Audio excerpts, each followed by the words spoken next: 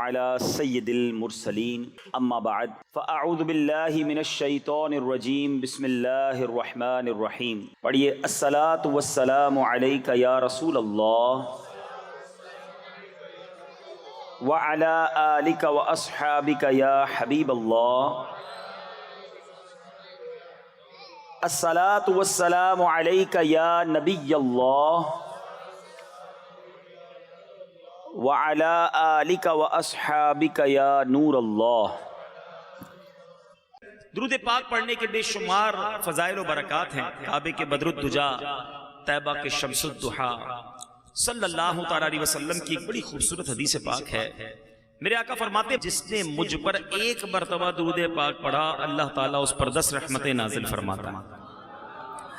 پھر فرمایا کہ جس نے مجھ پر 10 مرتبہ درود پاک پڑھا رب کریم اس پر اپنی 100 رحمتیں نازل فرماتا. اچھا پھر آقا فرماتے ومن صلی علی 100، جس نے مجھ پر 100 بار درود پاک پڑھا صلی اللہ علیہ الفا، رب کریم اس پر 1000 مرتبہ رحمتیں نازل فرماتا. اب بات کیا سمجھ آئی کہ ایک درود پڑھیں تو 10 رحمتیں، 10 پڑھیں تو 100 رحمتیں، 100 پڑھیں تو 1000 رحمتیں. اب تک تو ملٹیپلیکیشن چل رہا ہے، ایک کا 10. مگر اب حدیث پاک کا جو اگلا جز ہے نا وہ بڑا ایمان افروز. آقا فرماتے ومن صلی علی الفا، جس نے مجھ پر 1000 مرتبہ درود پاک پڑھا زاحمت کتفہ کتفی علی باب الجنہ. آقا کہتے ہیں جنت کے دروازے پر اس کا کاندھا میرے کاندھے سے ٹچ ہو رہا ہوگا. ذرا غور کیجئے، کاندھے سے کاندھا صف میں ہم اعلان کرتے ہیں کہ صفے درست کر لیجئے، کاندھے سے کاندھا ملا لیجئے. اس کا مطلب کیا ہے کہ جس کا کاندھا کسی کے کاندھے سے ٹچ ہو رہا ہے بالکل برابر میں اسی کے کھڑا ہے.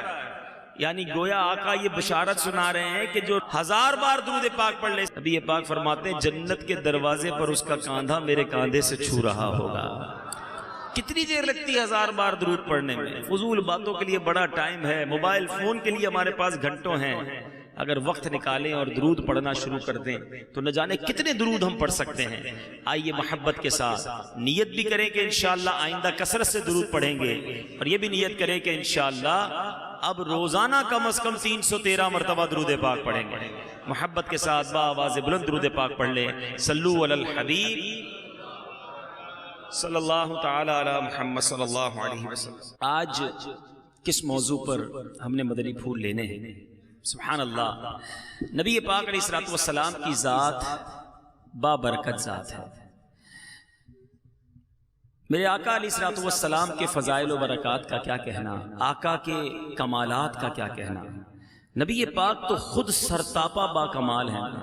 اعلیٰ حضرت امام اہل سنت لکھتے ہیں نا، سرتابہ قدم ہے تنے سلطان زمن پھول.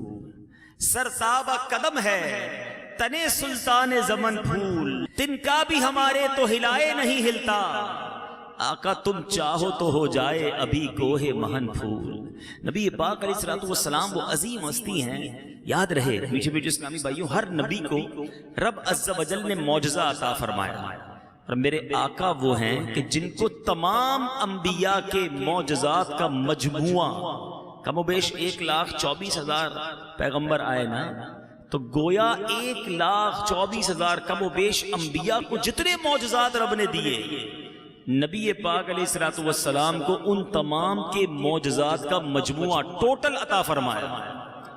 اور دوبارہ غور سے سنیے گا، صرف تمام انبیاء کو جتنے معجزے عطا کیے وہی نہیں، بلکہ خود نبی پاک کو اس کے علاوہ ایکسکلوسیو خصوصی طور پر جن کو علماء خصائص کبریٰ لکھتے ہیں وہ کمالات بھی عطا فرمائے جو دنیا میں کسی اور کو نہیں دیے. ٹھیک ہے. اچھا نبی پاک علیہ السلام کے معجزات کتنے؟ ہم ساری زندگی بیان کرتے رہیں بات پوری نہیں ہو سکتی. پیارے آقا علیہ الصلوۃ والسلام وہ عظیم ہستی ہیں کہ زمین پر کھڑے ہو کر اشارہ کریں تو چاند 2 ٹکڑے ہو جائے، دعا فرمائیں تو سورج واپس پلٹ آئے، کنکریاں کلمہ پڑھنے لگ جائیں، درختوں کو اشارہ کریں تو درخت چلنے لگ جائیں. نبی پاک اپنی مبارک انگلیوں کو صحابہ کرام کے برتن میں ڈالیں تو برتن میں فوارے جاری ہو جائیں، اور 1500 کے قریب صحابہ پانی بھی پئیں، وضو بھی کریں اور سیراب بھی ہو جائیں. تو کس کس کمال کی بات کی جائے، کس کس معجزے کی بات کی جائے. لیکن میرے بیچ اسلامی بھائی جو بڑی خوبصورت بات علماء نے تحریر کی اپنی کتابوں میں اور بڑی امپورٹنٹ بات ہے وہ یہ ہے کہ نبی پاک علیہ الصلوۃ والسلام کو اللہ عز و جل نے جتنے معجزات سے نوازا وہ بے شمار ہیں، لیکن یہ سارے معجزات سوائے 2 معجزات کے یہ نبی پاک کے کیلیبر اور مرتبے کے مطابق نہیں ہیں. یعنی کوئی شخص کوئی بڑا اسپیشل کام کر کے آئے، بڑا کمال کا کام کر کے آئے اور کوئی کہے یار اس نے بڑا کمال کا کام کیا ہے، تو دوسرا کہے کہ بھائی یہ اتنا قابل آدمی ہے کہ اس کے لیے بڑی معمولی سی بات ہے، اس کے تو بائیں ہاتھ کا کھیل ہے. ہم کہتے ہیں نا کبھی کہ اس کے لیے کوئی بڑا کام نہیں ہے.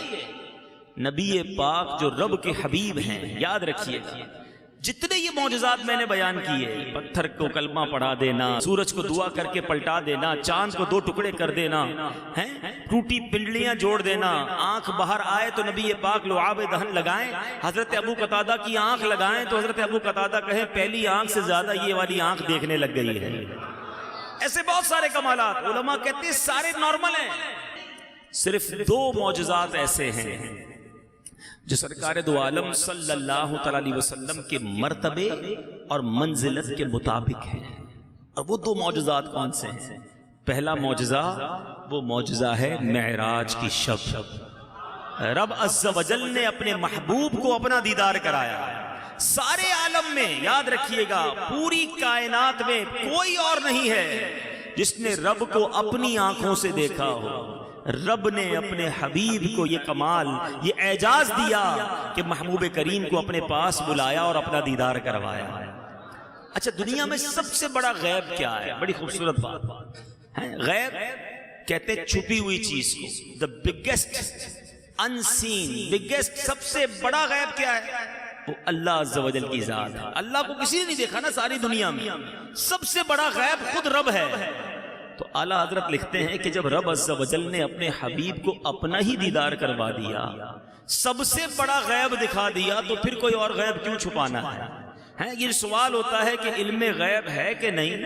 اعلیٰ حضرت نے تو بات ہی مکا دی، فرماتے ہیں اور کوئی غیب کیا تم سے نہاں ہو بھلا، جب نہ خدا ہی چھپا تم پہ کروڑوں درود. تو رب عز و جل نے اپنا ہی جلوہ اپنے محبوب کو دکھا دیا.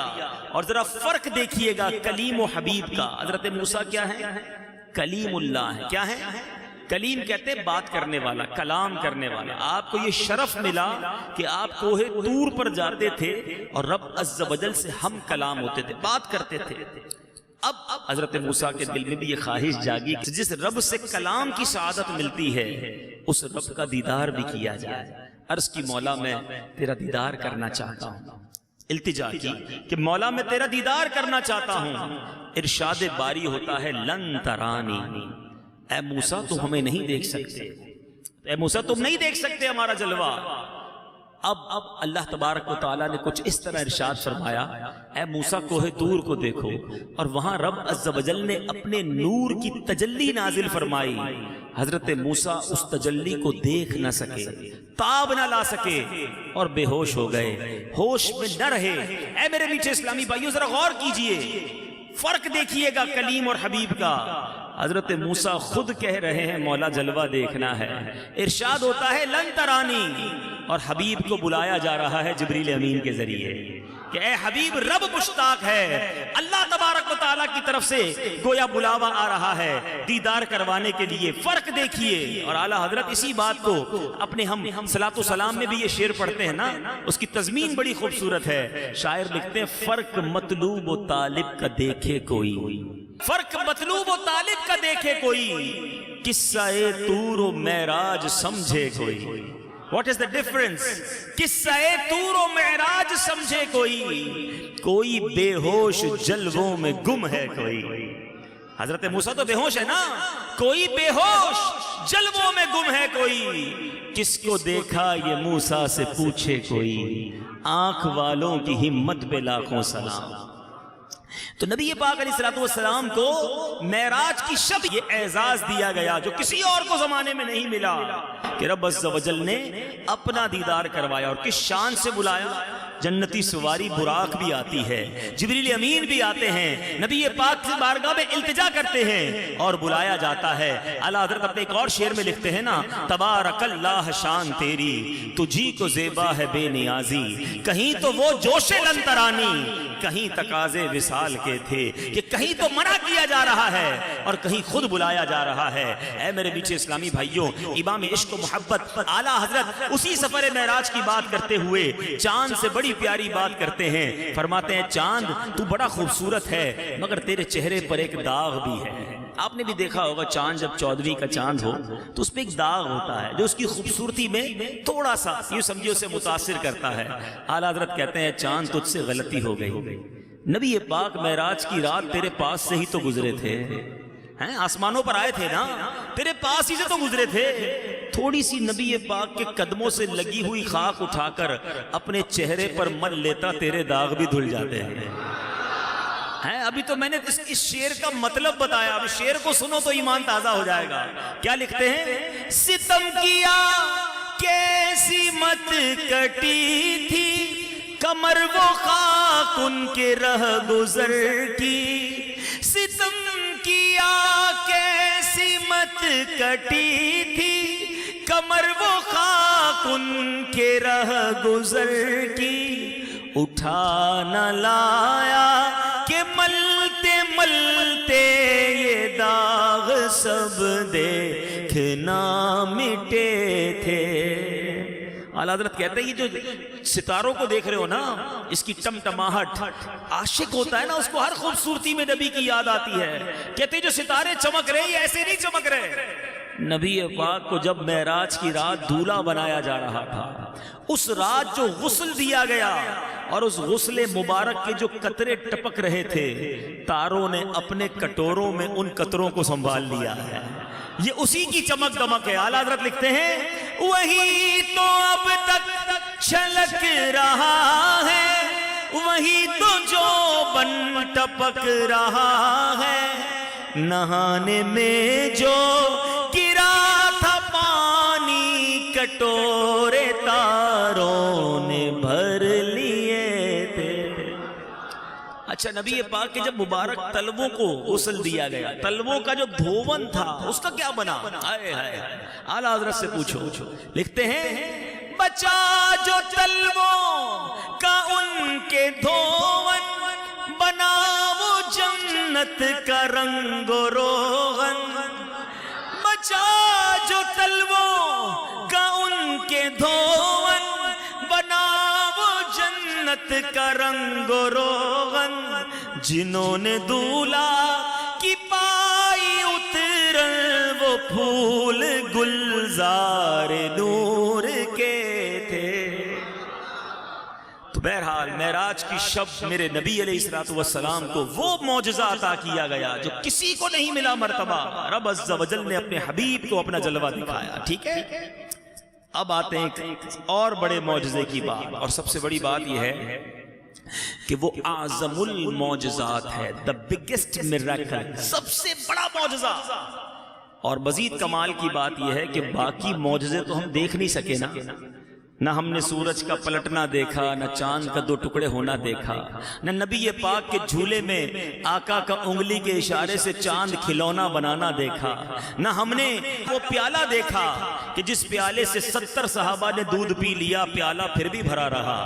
ہم نے تو یہ سارے واقعات سنے ہیں اور سنتے ہیں تو ایمان تازہ ہو جاتا ہے۔ تو اب جس معجزے کی میں بات کرنے جا رہا ہوں وہ آج بھی ہمارے ساتھ موجود ہے، ہم آج بھی اسے محسوس کر سکتے ہیں، ہم آج بھی اس کی برکتیں لے سکتے ہیں، اور وہ سب سے بڑا معجزہ ہے۔ اور وہ کیا ہے؟ قرآن مجید، فرقان حمید۔ یہ وہ معجزہ ہے، میرے آقا علیہ السلام کو رب عز و جل نے وہ کتاب عطا فرمائی، کسی اور کو نہیں ملی، اور اس کی حفاظت کا انتظام کیسا کیا؟ آج 1450 سال کے قریب وقت گزر چکا ہے، زبر زیر پیش کا فرق بھی نہیں آیا ہے، اس کتاب میں زبر زیر پیش کا بھی فرق نہیں ہے۔ اور دوسری بات یہ کہ نبی پاک علیہ السلام کہ اس کمال کو دیکھیے، اس کتاب کے کمال کو دیکھیے کہ آج دنیا میں کوئی ایک کتاب بندہ پڑھ لے، 2 بار پڑھ لے، 3 بار پڑھ لے، ٹھیک ہے، تو جب 2-3 بار بھی پڑھ لیں تو بندہ بور ہو جاتا ہے، کہتا ہے 4 بار پڑھ لی کتاب، اب لائبریری میں رکھ دو۔ قرآن کا کمال یہ ہے 1000 بار پڑھیں ہر بار نیا لطف دیتا ہے۔ جس کو سمجھ نہیں آتا، اچھا پڑھنے والا مل جائے، وہ تلاوت کرتا رہے، سننے والے کی آنکھوں میں آنسو آ جاتے ہیں۔ اللہ نے حفاظت کا انتظام کیسا کیا کہ 5-6 سال کا بچہ جس کی مادری زبان اردو، میمنی، پنجابی، کوئی اور زبان ہوتی ہے، مگر وہ عربی کا قرآن پورا یاد کر لیتا ہے۔ یہ قرآن کا اعجاز ہے، اور یہ قرآن ہمارے درمیان ہے۔ نبی پاک علیہ الصلوۃ والسلام کا یہ معجزہ بھی ہے، ہم پر ہمارے لیے تحفہ بھی ہے۔ مگر سوال یہ ہے کہ ہم اس قرآن سے کتنی محبت کرتے ہیں، ہم اس قرآن کو کتنا پڑھتے ہیں، اس سے کتنی برکتیں حاصل کرتے ہیں۔ اے میرے بیچے اسلامی بھائیوں، کیا ہمیں معلوم ہے کہ قرآن میں ہمارے لیے کیا کیا موجود ہے، کیسے کیسے واقعات ہیں، پچھلی قوموں کے کیسے کیسے امیزنگ ہسٹوریکل ایونٹ ہیں۔ آج لوگ ڈائجسٹ پڑھتے ہیں، ناول پڑھتے ہیں، کہانیاں پڑھتے ہیں، جس میں بعض اوقات غلط باتیں بھی لکھی ہوتی ہیں، پڑھنے کا کوئی ثواب بھی نہیں۔ قرآن پڑھیں تو قرآن کے قصے اتنے اعلیٰ ہیں کہ پڑھیں تو نبیوں کی باتیں پتہ چلیں، اور حیرت ناک کہانیاں بھی ہوں، اور پڑھتے جائیں اور ثواب کماتے بھی جائیں۔ لیکن قرآن سے ہم دور ہیں۔ ہمارے علماء نے ہمارے لیے آسانی بھی تو کر دی نا، ترجمہ بھی کر دیا آسان اردو میں، تفسیریں بھی لکھ دی، مگر پھر بھی ہمارے پاس ٹائم نہیں ہے۔ اے میلاد منانے والوں، غوث پاک کی 11ویں منانے والوں، میں آپ سب کو جو غوث پاک کے محبین بیٹھے، غوث اعظم کو قرآن سے کتنی محبت تھی، 15 سال تک روزانہ غوث پاک نے ایک قرآن پاک ختم کیا، ہر روز ایک قرآن۔ اور قادری کہلانے والا، 11ویں منانے والا پورا سال قرآن ختم نہ کرے۔ تو اے نبی پاک کے چاہنے والوں، 11ویں منانے والوں، ہم کتنا قرآن پڑھتے ہیں۔ اور میں آج قرآن پاک کا ایک واقعہ بھی آپ کے لیے لے کر آیا ہوں۔ یہ ایک واقعہ ہے، ورنہ قرآن میں جا بجا ایسے ایسے واقعات ہیں کہ عقلیں حیران ہو جاتی ہیں۔ قرآن میں کئی واقعات تو وہ ہیں میرے بیچ اسلامی بھائیوں جو پچھلی قوموں کے واقعات ہیں، پچھلی قوموں کے جو عذاب ان پر نازل ہوئے، انہوں نے غلطیاں کی، وہ تمام چیزیں اللہ نے کھول کھول کر ہمارے لیے بیان فرمائی تاکہ ہم وہ غلطیاں نہ کریں اور درس حاصل کریں۔ لیکن آج جس واقعے کو میں نے آپ کو سنانا ہے، یہ ایک واقعہ ایسا ہے جو ہوا تو پہلے ہے، لیکن اس کا ایک بہت بڑا تعلق ہمارے مستقبل سے بھی ہے، یعنی ایک واقعہ ہونا بھی باقی ہے۔ قرآن جس کے بارے میں ہمیں بتاتا ہے، اور یہ سورہ کہف، یہ سورہ کہف ہر جمعے کو پڑھنی چاہیے۔ جو ہر جمعے کو سورہ کہف پڑھے، اگلے جمعے تک اس کے لیے روشن نور لکھ دیا جاتا ہے۔ پھر بھی نہیں پڑھتے۔ اچھا، سورہ کہف میں ہے کیا؟ کہف کہتے ہیں غار کو، تو غار والوں کا اس میں واقعہ ہے جو اصحاب کہف کہلائے۔ اور اس صورت میں صرف اصحاب کہف کا واقعہ ہی نہیں، بڑا امیزنگ، بڑا عجیب و غریب واقعہ ہے اصحاب کہف کا۔ اس کے بعد دوسرا واقعہ حضرت خضر علیہ السلام اور حضرت موسیٰ علیہ نبینا علیہ السلام کے درمیان ملاقات کا واقعہ بھی ہے، وہ بھی بڑی عجیب و غریب ملاقات ہے۔ اس کے بارے میں بھی بڑے پیارے پیارے مدنی پھول قرآن کے ذریعے ملتے ہیں۔ اور اسی سورہ کہف میں ایک تیسرا واقعہ جو آج میں نے بیان کرنا ہے، وہ حضرت ذوالقرنین اور یاجوج ماجوج کے درمیان جو واقعہ ہوا تھا، یہ بھی اسی سورت کے اندر موجود ہے۔ اب ذرا دیکھیں، ایک سورت ہے اور کتنے عجیب و غریب واقعات ہیں، پھر کیوں نہ قرآن پڑھیں؟ اتنی دلچسپ واقعات ہیں کہ پڑھے تو عقل حیران ہو جاتی ہے کہ قرآن میں رب نے ہمارے لیے کیا کچھ لکھا ہے۔ مگر آج ہم سے کھلاڑیوں کے نام پوچھ لیں، کھلاڑیوں کے ریکارڈ پوچھ لیں، فلمی اداکاروں کے نام پوچھ لیں، نہیں پتا تو انبیاء، صحابہ اور اولیاء کے بارے میں نہیں پتا۔ یہ ہماری کتنی بڑی غلطی ہے۔ ہم یہ بڑے جو ہیں ان کی بھی غلطی ہے کہ انہوں نے بچوں کی کیا تربیت کی۔ بہرحال میرے بیچ اسلامی بھائیوں، آج اس واقعے کو سننا ہے حضرت ذوالقرنین۔ حضرت ذوالقرنین کون تھے؟ پہلے تو یہ سمجھتے ہیں کہ حضرت ذوالقرنین کا نام سکندر ہے، اور حضرت خضر علیہ السلام کے یہ خالہ زاد بھائی ہیں۔ حضرت خضر علیہ السلام ان کے وزیر اور جنگلوں میں علم بردار رہے ہیں۔ یہ حضرت سام بن نوح علیہ السلام کی اولاد میں سے ہیں، اور ایک بڑیا کے اکلوتے فرزند تھے۔ حضرت ابراہیم خلیل اللہ علیہ نبینا علیہ السلام کے ہاتھ پر حضرت ابراہیم کے دست حق پرست پر اسلام قبول کیا، اور مدتوں حضرت ابراہیم کی یہ صحبت میں رہے، اور حضرت ابراہیم نے ان کو کچھ وصیتیں بھی فرمائی تھی۔ صحیح قول یہی ہے کہ حضرت ذوالقرنین نبی نہیں ہیں، بلکہ ایک بندہ صالح ہیں جو ولایت کے مرتبے پر تھے۔ بہرحال حضرت ذوالقرنین کو وہ شرف عطا ہوا جو دنیا میں فقط 4 لوگوں کو ملا، ٹھیک ہے، اور یہ ہے کہ ساری دنیا کی بادشاہی، دنیا میں صرف 4 بادشاہ ایسے گزرے ہیں کہ جنہوں نے پوری دنیا پر حکومت کی ہے، اس میں 2 ایمان والے اور 2 کافر تھے۔ جو مومنین تھے وہ کون تھے؟ حضرت سلیمان علی نبینا علیہ الصلوۃ والسلام اور حضرت ذوالقرنین، ٹھیک ہے، یہ سب کو یاد بھی ہونا چاہیے۔ اور 2 بادشاہ جو کافر تھے جن کو ساری دنیا پر حکومت ملی، ساری دنیا پر کنٹرول ملا، وہ کون تھے؟ وہ ہیں بخت نصر اور دوسرا نمرود۔ یہ دونوں غیر مسلم تھے مگر ان کو ساری دنیا پر کنٹرول ملا۔ ایک 5ویں بادشاہت بھی ملنی ہے اور وہ انشاءاللہ آگے جا کر ملنی ہے، اور وہ ہوں گے حضرت امام مہدی رضی اللہ تعالیٰ عنہ، جو ساری دنیا پر ان کو کنٹرول ملے گا اور ساری دنیا کی بادشاہت انہیں ملے گی انشاءاللہ عز و جل۔ اب ذوالقرنین رضی اللہ تعالیٰ عنہ نے سفر کیے، بڑے امیزنگ، بڑے عجیب و غریب سفر، اور یہ قرآن میں موجود ہے۔ اب کیسے سفر کیے کہ سب سے پہلے انہوں نے کتابوں میں پڑھا تھا کہ سام بن نوح علیہ السلام کی اولاد میں سے ایک شخص آب حیات کو پی لے گا تو اس کو موت نہیں آئے گی، تو اس لیے حضرت ذوالقرنین نے مغرب کا سفر کیا، یعنی جہاں سورج غروب ہوتا ہے نا، اینڈ آف دا ورلڈ تک چلے گئے، یعنی ویسٹ میں مغرب میں اتنا سفر کیا کہ آبادیاں ختم ہو گئیں۔ آپ ایسے مقام پر پہنچے کہ سورج غروب کے وقت آپ کو ایسے نظر آتا تھا جیسے سیاہ چشمے کے اندر سورج غروب ہو رہا ہو، بالکل اینڈ آف دا ورلڈ چلے گئے۔ وہاں ایک ایسی قوم ملی جو جانوروں کی کھال پہنے ہوئے تھی، اس کے سوا کوئی لباس ان کے بدن پر نہیں تھا، اور مردہ دریائی جانور وہ کھاتے تھے۔ یہ قوم ناسک کہلاتی تھی۔ حضرت ذوالقرنین نے دیکھا کہ وہ بے شمار قوم ہے، بہت ہی طاقتور ہیں، جنگجو ہیں، تو حضرت ذوالقرنین نے ان لوگوں کے گرد اپنی فوجوں کا گھیرا ڈالا، ان کو کنٹرول کیا، ایمان کی دعوت دی۔ جو ایمان لائے آپ نے انہیں ایمان والا بنا دیا، اور جنہوں نے آپ سے بغاوت کی انہیں قتل کر دیا گیا۔ یہ سفر آپ کا کمپلیٹ ہوا۔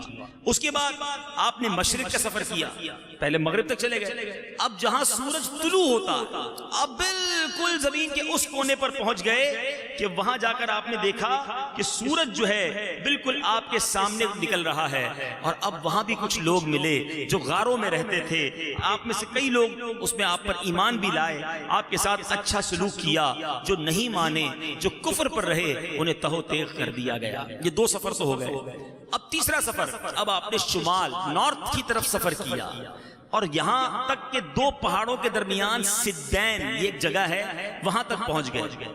تو وہاں کی آبادی عجیب و غریب تھی، ان لوگوں کے ساتھ اشاروں سے بڑی مشکل سے بات کی جا سکتی تھی۔ ان لوگوں نے حضرت ذوالقرنین سے یاجوج ماجوج کی شکایت کی۔ اب یہ تو محققین بتائیں گے، لیکن اگر غور کریں دنیا کے نقشے پر، ٹھیک ہے، تو مغرب کی انتہا کہاں ہے؟ ویسٹ کی انتہا یہ امریکہ کا جو اینڈ ہے، کیلیفورنیا جس کو کہہ لیں، یہ کینیڈا کا شہر کیلگری کہہ لیں، یہ وہ اینڈ ہے جہاں سورج جو ہے وہاں جا کر غروب ہوتا ہے، سب سے آخر میں سورج وہاں غروب ہوتا ہے۔ مشرق کی اگر ابتدا کی طرف چلے جائیں کہ جہاں سے سورج نکلتا ہے، آسٹریلیا اور آگے جائیں تو فجی آئی لینڈ، اور اس طرح جا کر یہ مشرق کی ابتدا ہوتی ہے۔ بات آگے بڑھانے سے پہلے اچھی خبر یہ دوں کہ فجی جو دنیا کے مشرق کا کونا ہے اور کیلیفورنیا جو دنیا کے مغرب کا کونا ہے، دونوں جگہ پر دعوت اسلامی کے مدنی کاموں کی دھومیں ہیں الحمدللہ۔ دونوں جگہ مدنی قافلے پہ الحمدللہ، یہاں سے پاکستان سے بھی مبلغین نے سفر کیا۔ اب شمال اگر نقشے پہ دنیا کے دیکھیں تو انٹارکٹیکا یا وہ جگہ جہاں برف بہت زیادہ ہوتی ہے، اب شاید یہ وہی مقام ہے، اللہ بہتر جانتا ہے، لیکن کمال یہ ہے کہ اب وہاں کی قوم نے جب آپ سے کہا کہ یاجوج ماجوج ہمیں بڑا تنگ کرتے ہیں، بڑی جنگجو قوم ہے، وحشی لوگ ہیں، آپ ہماری مدد کیجئے۔ اب میرے میٹھے اسلامی بھائیوں، ان کے بارے میں ذرا سنیں یہ کیسا گروہ تھا۔ یہ یافس بن نوح علیہ السلام کی اولاد میں سے ایک فسادی گروہ ہے، اور ان لوگوں کی تعداد بہت ہی زیادہ ہے۔ یہ قرآنی تفسیر قرآن سے آپ کو واقعہ سنا رہا ہوں۔ اور یہ لوگ بلا کے جنگجو، وحشی اور جنگلی ہیں، بالکل جانوروں کی طرح رہتے ہیں۔ موسم ربیع میں یہ لوگ اپنے غاروں سے نکل کر تمام کھیتیاں اور سبزیاں کھا جاتے ہیں بہار کے موسم میں، اور خشک چیزوں کو لاد کر لے جاتے تھے۔ آدمیوں اور جنگلوں، جنگلی جانوروں، یہاں تک کہ سانپ، بچھو، گرگٹ، ہر چھوٹے بڑے جانور کو کھا جاتے تھے۔ حضرت ذوالقرنین سے لوگوں نے فریاد کی کہ حضور ہمیں بچائیں، یہ تو فصل بھی کھا جاتے ہیں، جانور بھی کھا جاتے ہیں، بچتا ہی کچھ نہیں ہے۔ تو اب آپ نے کہا کہ لوگوں نے کہا ہم سے کچھ پیسے لے لیں لیکن ہماری مدد کریں. آپ نے کہا اللہ نے مجھے بڑا مال دیا ہے, اب تم جسمانی محنت سے میری مدد کرو. اب دنیا کی ایک عجیب و غریب دیوار قائم کی گئی, یہ قرآن میں موجود ہے, جس کو سد سکندری کہا گیا. سد کہتے ہیں دیوار کو, سد سکندری. حضرت سکندر کی ذوالقرنین رضی اللہ تعالیٰ کا نام سکندر بھی تھا. اب یہ دیوار بنی کیسے, ذرا غور سے سنیے گا. آپ نے کیا کیا, دونوں پہاڑوں کے درمیان آپ نے بنیاد کھدوائی. جب پانی نکل آیا, اتنا کھدوایا کہ پانی نکل آیا, تو پھر آپ نے پگھلائے تانبے کے گارے سے اس پر پتھر جمائے, لوہے کے تختے نیچے اوپر چن کر ان کے درمیان لکڑی اور کوئلہ بھروا دیا اور اس میں آگ لگوا دی.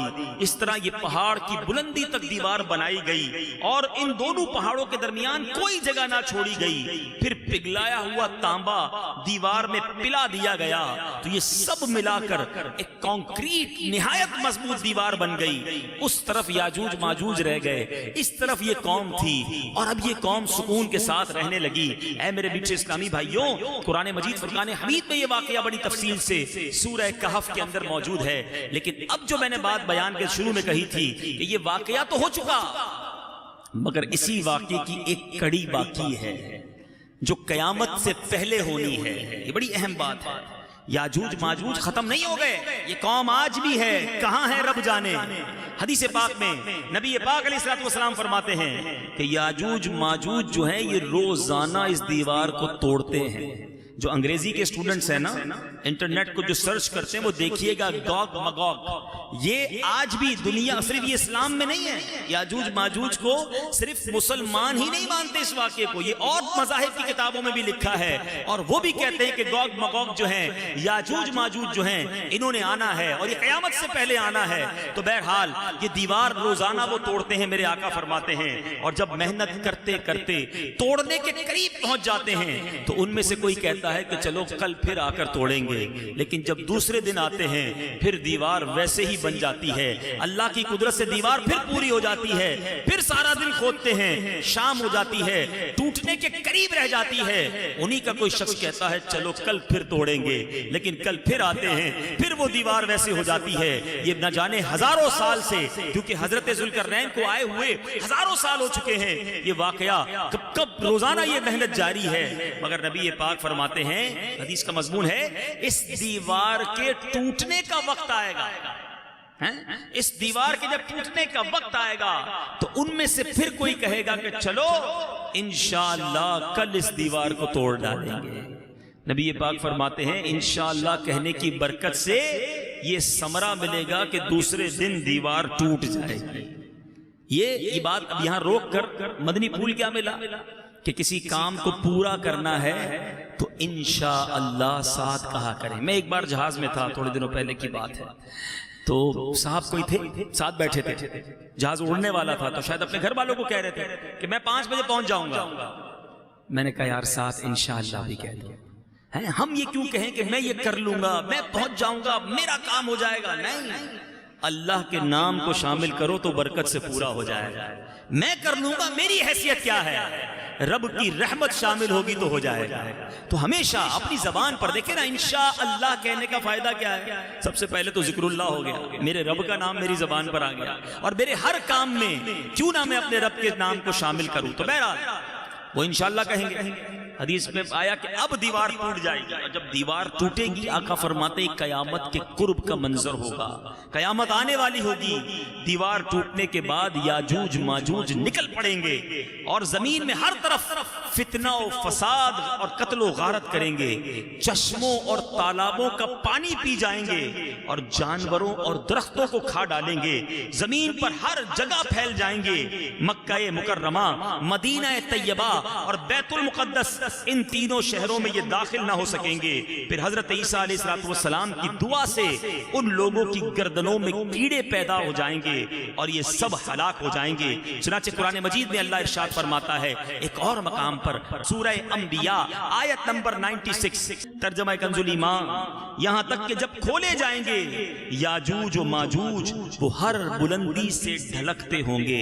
اے میرے میٹھے اسلامی بھائیوں، نبی پاک علیہ الصلوۃ والسلام کی حدیث بھی آپ نے سنی، حضرت مفتی امجد علی اعظمی وہ کیا لکھتے ہیں کہ بعد قتل دجال حضرت عیسیٰ علیہ السلام کو حکم ہوگا کہ مسلمانوں کو کوہ طور پر لے جاؤ۔ کیوں؟ کہ ایسے لوگ ظاہر ہوں گے یاجوج ماجوج جس سے لڑنے کی کسی کے پاس طاقت نہیں ہوگی، تو مسلمان سیکیور ہو کر کوہ طور پر چلے جائیں گے اور پھر یاجوج ماجوج ظاہر ہوں گے۔ یہ اس قدر کثیر ہوں گے، ذرا سنیے گا، اس قدر کوانٹٹی زیادہ ہوگی کہ یہ جماعت تبریہ کے پاس سے گزرے گی جو 10 میل کا ہوگا، اتنا بڑا ہوگا۔ مگر جب دوسری جماعت گزرے گی تو پہلا قافلہ کے پانی پی کر گزرے گا، دوسری جماعت آئے گی تو لگے گا یہاں پہلے کبھی دریا تھا ہی نہیں۔ 10 میل لمبا دریا بحر جو ہے وہ پی کے ختم کر دیں گے۔ پھر فرمایا قتل و غارت گری سے جب فرصت پائیں گے، ساری دنیا میں جب قتل و غارت گری کر لیں گے نا تو پھر پتہ یہ کیا کریں گے؟ پھر کہیں گے کہ چلو زمین والوں کو تو قتل کر لیا، اب آسمان والوں کو قتل کریں۔ یہ کہہ کر اپنے تیر آسمان کی طرف پھینکیں گے۔ خدا کی قدرت کے اوپر سے جو تیر واپس آئیں گے نا وہ خون والے آئیں گے۔ یہ انہی اپنی حرکتوں میں مشغول ہوں گے اور وہاں حضرت عیسیٰ علیہ السلام پہاڑوں پر محصور ہوں گے، یہاں تک کہ ان کے نزدیک گائے کے سر کی وہ وقعت ہوگی جو آج تمہارے نزدیک 100 اشرفیوں کی نہیں۔ اس وقت حضرت عیسیٰ علیہ السلام اپنے ہمراہیوں کے ہمراہ دعا کریں گے، اللہ تعالیٰ یاجوج ماجوج جو ہوں گے ان کی گردنوں میں کیڑے پیدا کر دے گا، ایک دم وہ سب کے سب مر جائیں گے۔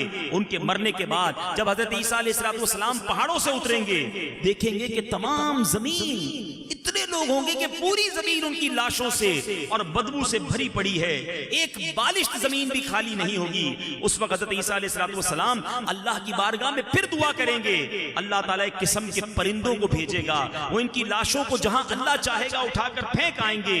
ان کے تیر کمان اور ترکش، ذرا غور کیجئے گا، جو تیر کمان اور ان کے سامان ہوگا نا 7 برس تک مسلمان جلائیں گے۔ اتنی بڑی تعداد ہوگی کہ 7 سال لگیں گے اس کو جلانے کے لیے، جب جا کر ختم ہوں گے۔ اور اس کے بعد میرے میٹھے اسلامی بھائیوں پھر ایک بارش ہوگی، برکت والی بارش ہوگی جو اس تمام گند کو صاف کر دے گی اور زمین پھر ہری بھری ہو جائے گی۔ اے میرے میٹھے اسلامی بھائیوں، یہ ایک واقعہ، اس کی چند جھلکیاں میں دیکھ رہا تھا کہ جب میں یہ بیان کر رہا تھا آنکھیں کھلی کی کھلی تھی، کان سماعت کی طرف لگے ہوئے تھے کہ آگے کیا ہوگا، پھر کیا ہوگا۔ آپ یہ واقعہ سنتے جا رہے تھے، دلچسپی بڑھتی جا رہی تھی۔ میں سمجھانا یہی چاہتا ہوں، یہ ہے میرے رب کا کلام۔ کیوں نہیں پڑھتے، کیوں نہیں سیکھتے؟ ارے یہ ایک واقعہ سنایا میں نے آپ کو۔ افسوس یہی تو ہے کہ آج ہمارے بچوں کو بہت کچھ پتا ہے مگر نہیں پتا تو نبیوں کے بارے میں نہیں پتا۔ کس کو پتا تھا حضرت ذوالقرنین کون ہیں، ان کا نام سکندر ہے، وہ کس کے خالہ زاد بھائی ہیں؟ یہی تو افسوس ہے کہ آج سیاست دانوں کی ہسٹریاں پتا ہیں، کرکٹر، فٹ بالر، گلوکار، اداکار، ان سب کے نام پتا ہیں، نہیں پتا تو اللہ کے نبیوں، صحابہ اور اولیاء کے واقعات ہمیں نہیں پتا، قرآن میں رب نے کیا فرمایا ہمیں وہ نہیں پتا۔ اے میرے بیچے اسلامی بھائیوں، میں آج آپ کے دل پہ دستک دینے آیا ہوں کہ جس نبی کا آپ نے کلمہ پڑھا ہے، جس نبی کے معجزات سن کر ایمان تازہ کرتے ہو، ارے اسی نبی نے ہمیں قرآن عطا کیا ہے۔ رب کی رحمت سے ہم پر قرآن ہمیں تحفہ ملا ہے، ہم سب کے گھروں میں قرآن موجود ہے، مگر اے افسوس یہ ہے ہمارے پاس پڑھنے کا ٹائم نہیں ہے۔ اے میرے بیچے اسلامی بھائیوں، اس کی اہمیت سمجھو، یہ رب کا کلام ہے، مگر افسوس ہم صبح اٹھ کر اخبار تو پڑھتے ہیں، ٹی وی پر خبریں دیکھتے ہیں، موبائل فون پر بہت ساری چیزیں چیک کرتے ہیں، پورے دن میں کتنا قرآن پڑھتے ہیں۔ ایسا نہ کرو، حدیث پاک ہے، میرے آقا علیہ الصلوۃ والسلام فرماتے ہیں تم میں بہترین وہ ہے جو قرآن سیکھے اور دوسروں کو سکھائے۔ ہم ان بہترین لوگوں میں کیوں نہیں شامل ہو جاتے؟ میرے پیچھے اسلامی بھائی، خدا را ایک واقعہ میں نے سنایا، اتنے واقعات۔ اچھا میں کتاب کا نام بھی بتا دیتا ہوں، اللہ ہمارے علماء کرام کو سلامت رکھے۔ 2 کتابیں حاصل کر لیں، پیسے نہ ہوں، خرید نہ سکتے ہوں تو ڈاؤن لوڈ کر لیں۔ دعوت اسلامی نے سارے کام آسان کر دیے، اول تو ہمیں ان چیزوں میں خرچ کرنا چاہیے۔ ایک کتاب ہے قرآن پاک کی تفسیر صراط الجنان، بڑی آسان اردو، کھولتے جائیں پڑھتے جائیں، اپنے بچوں کو بھی پڑھائیں کہ چلیں آج پہلے پارے کی پہلی رکوع میں پڑھوں گا اور اس کا ترجمہ تفسیر آپ کو بھی سناؤں گا۔ گھر والے گھر میں قرآن پڑھیں تو اور کیا چاہیے۔ قرآن پڑھنے سے یاد رکھیے رحمتوں کا نزول ہوتا ہے، فرشتوں کا نزول ہوتا ہے، ہر لفظ پر آپ کو برکتیں ملتی ہیں۔ قرآن وہ عظیم کتاب ہے جس کو دیکھنا عبادت، کہو سبحان اللہ، جس کو پڑھنا عبادت، جس کو چھونا عبادت، جس کو سننا عبادت، عبادت ہی عبادت ہے، پھر بھی ہم قرآن نہیں کھولتے۔ تو بہرحال ایک یہ کتاب اور ایک مختصر کتاب، وہ تو فوراً لے لیں، عجائب القرآن، میرا خیال ہے 200-300 روپے کی کتاب ہوگی، مکتبۃ المدینہ سے حاصل کر لیں۔ یہ واقعہ بھی میں نے اسی سے سنایا ہے کہ یہ ایسے قرآن کے جتنے عجیب و غریب واقعات ہیں نا، وہ علماء نے ہمیں لکھ کر دے دیے ہیں، مگر پھر بھی ہم نہیں پڑھتے۔ کتنا اچھا ہو کہ ہم اپنے بچوں کو کہیں کہ چلو بچوں آج میں آپ کو قرآن کا ایک قصہ سناتا ہوں، بٹھایا 15 منٹ لگے، ایک واقعہ سنایا، اسی کتاب سے سنایا، روز کا ایک واقعہ، کتنی معلومات میں اضافہ ہوگا، کتنا ایمان تازہ ہوگا، بچوں کو قرآن سے محبت بڑھے گی۔ اے میرے میٹھے اسلامی بھائیوں، کلام اللہ کو پڑھیں، اس کی برکتیں حاصل کریں۔ ہم اللہ سے دعا کرتے ہیں کہ یاجوج ماجوج کے فتنے سے ہمیں محفوظ فرمائے، دجال کے فتنے سے ہمیں محفوظ فرمائے، ہمارے ایمانوں کی حفاظت فرمائے، اور قرآن پاک سے ہم سب کو سچی محبت عطا